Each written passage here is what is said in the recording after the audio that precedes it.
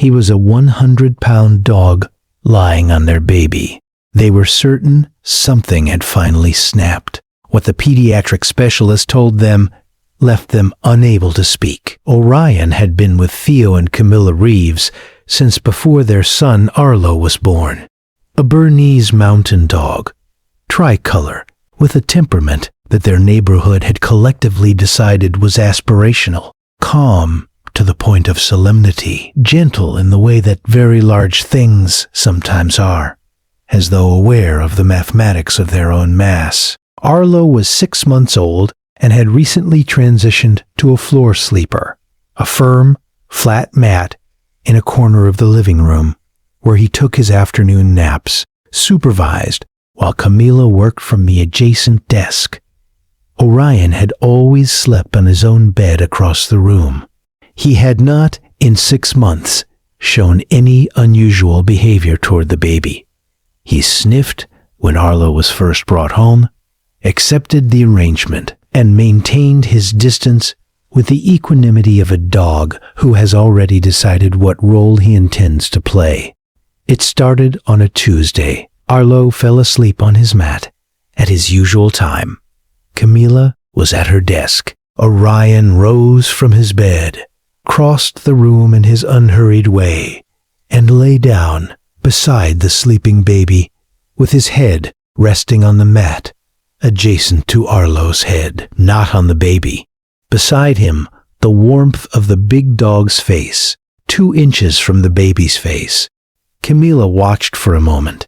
It seemed harmless, affectionate even. On Wednesday, Orion didn't just lie beside the baby. He placed one heavy paw, gently, with the precise control of a dog who understands its own mass, on the edge of the mat next to Arlo's shoulder. The baby stirred. Camilla said Orion's name, and he lifted the paw and held his position. On Thursday, Arlo rolled during his nap for the first time. He rolled from his back to his side, and then his face began to angle toward the mat. Camilla saw it from the desk and stood up. Before she reached him, Orion pressed his large head slowly against the back of Arlo's shoulder. One deliberate, steady push, and the baby rolled back. Camilla stood in the middle of the room for a long moment. He rolled him back, she said to herself. She said it again. Then she called Theo at work. Orion did this twice more in the next 40 minutes. Arlo rolled toward the mat, Orion's head to the baby's shoulder. Arlo back to his back. Not a play behavior. Methodical. The same force applied each time, producing the same result. Theo came home early. He watched the sequence happen once from the kitchen doorway. Then he said what they had both been building toward. What if he's not being affectionate? What if he can feel something we can't? Camilla took Arlo to their pediatrician, Dr. Fumiko Arai, the following morning. She described Orion's behavior in precise detail. Dr. Arai was quiet through the whole account. Then she asked one question. When Arlo rolls, which direction does he go? Always to his right. Always face down toward the mat. If you stay for stories about what animals sense before we do, you're in the right place. Subscribe so you don't miss the next one. Dr. Arai ordered a brief observation period and brought in a neonatology colleague. Arlo's right side rolling was a function of a mild muscle tone asymmetry, a common and typically harmless finding.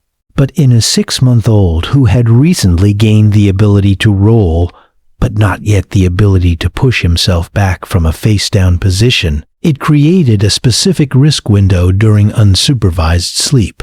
The period between rolling and possessing the arm strength to self-correct is documented in infant development literature as a positional asphyxia risk interval. The mat was replaced with a sleeping pod with side supports. Monitored sleep protocols were adjusted. The neonatologist, Dr. Samuel Varga, told them something during the consultation that stayed with them. He said, "There are things that happen in the movement and breathing patterns of sleeping infants that fall below the threshold of any visual monitor. Changes in respiratory rate, changes in exhaled CO2 concentration, things that a dog's olfactory and sensory system, calibrated to detect exactly these kinds of shifts, may register before any technology we have built. I can't tell you what Orion detected, but I can tell you what he did, and what he did was correct. Has your dog ever done something with your baby that seemed alarming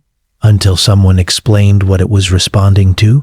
Tell us in the comments. These stories deserve to be heard. They adjusted the sleep setup. Orion continued his nap vigil. He still crosses the room when Arlo sleeps and lies beside him. Not on him, beside him, with his heavy head at mat level, warm and watchful in the way of something very old and very certain about what it is supposed to do. Every guardian deserves to be recognized, even the ones who protect in silence. If stories like this matter to you, subscribe so you never miss the next one. Arlo is 9 months old now. He can push himself back from a roll. The risk window has closed. Orion still takes up his position every afternoon. Some dogs protect for a season, some protect forever. Orion seems to be working that out as he goes. What did your dog understand about your baby before you did? The next story involves a husky who started howling every time a specific family member came through the door, and what the doctor found 3 months later.